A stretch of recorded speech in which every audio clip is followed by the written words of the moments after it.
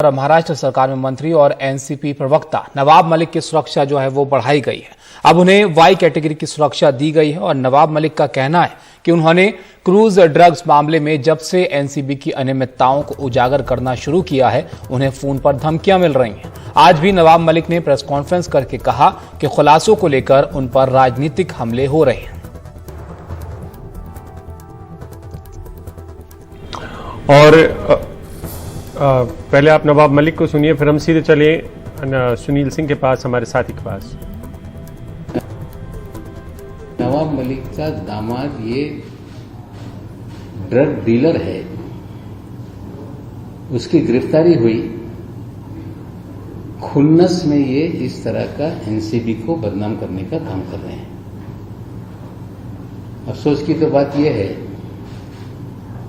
कि एक माजी मुख्यमंत्री भी अलग से वीडियो बनाकर उन्होंने मुझ पर हमला करने का काम किया, राजनीतिक। मेरे दामाद को 8.5 महीने जेल में रहना पड़ा और एक उनकी बीवी जो मेरी बेटी है वो अलग ट्रॉमा में थी।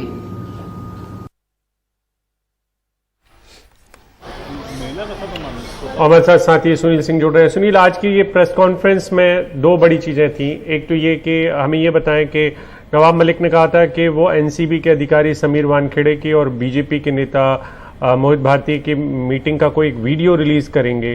क्या वो वीडियो रिलीज किया उन्होंने? और दूसरा सवाल मेरा ये है कि राज्य में सरकार महाराष्ट्र में महाविकास अघाड़ी की है, तो ऐसे वक्त में उनके एक मंत्री को कोई फोन पर धमकियां दे रहा है, तो यहाँ की पुलिस और इंटेलिजेंस क्या कर रही है?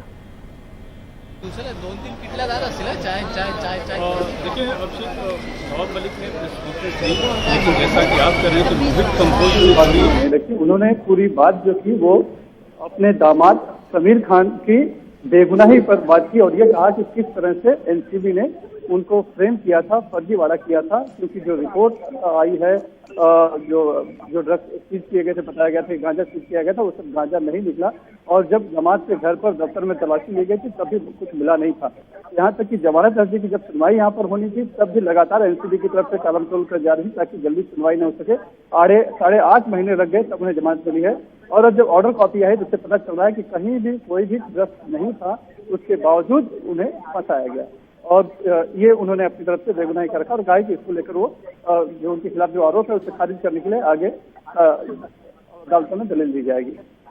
दूसरी बात, उनका ये कहना था कि मैंने जब से एनसीबी के जो फर्जीवाड़ा है उसको उजागर करना शुरू किया है प्रेस कॉन्फ्रेंस लेकर, तब से मुझे धमकियां मिल रही हैं। मेरे दफ्तर में फोन आते हैं और वहां पर धमकाया जाता है कि मार देंगे, उड़ा देंगे।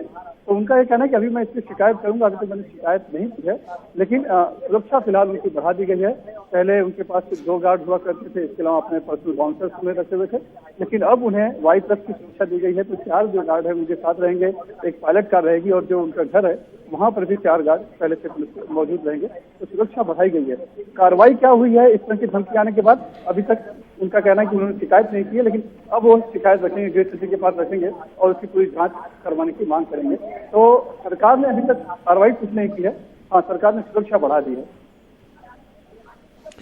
लेकिन सुनील, अगर यहाँ पर इस मामले को हम देखें, जिस तरीके से नवाब मलिक जो है वो सवाल उठा रहे हैं एनसीबी की कार्रवाई को लेकर, जिस तरीके से भी पिछले कुछ मामले को इन्होंने जिक्र किया और अभी जो हाल ही में चल रहा है उसके ऊपर तो वो सवाल उठाए रहे हैं, तो कहीं ना कहीं एनसीबी वर्सेस एनसीपी जो है मामला यहाँ पर बनता चला जा रहा है। बिल्कुल, तभी ये तो उसी दिन से बनना शुरू हुआ जब पहली बार नवाब मलिक ने प्रेस कॉन्फ्रेंस ली और बताया कि किस तरह से फर्जीवाड़ा किया गया था और आर्यन को उसमें फंसाया गया था। उसके बाद से एनसीपी वर्सेस एनसीबी हो गया था।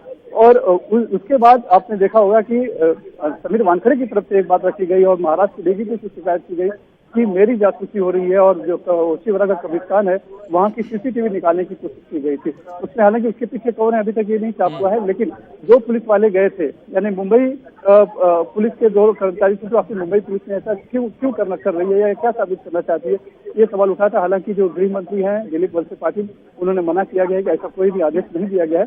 लेकिन ये बात जरूर है कि एनसीपी और एनसीबी के विरुद्ध एनसीपी ये मामला बन गया है, ये पूरा मामला, और कहीं न कहीं सरकार, राज्य सरकार और केंद्र सरकार बनता दिख रहा है इस मामले में।